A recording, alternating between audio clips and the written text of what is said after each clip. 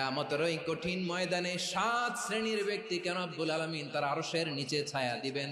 তার মধ্যে প্রথম শ্রেণীর ব্যক্তি হলো ইমামুন আদিল, যে ইনসাফের সাথে বিচার করে, যে জাস্টিস সমাজে সার্ভ করে, যে সুশাসন নিশ্চিত করে, ওই ইমামুন আদিল। আদিল শব্দটা বুঝছেন না? ইন্নাল্লাহা ইয়া'মুরু বিল আদল, পাইছেন?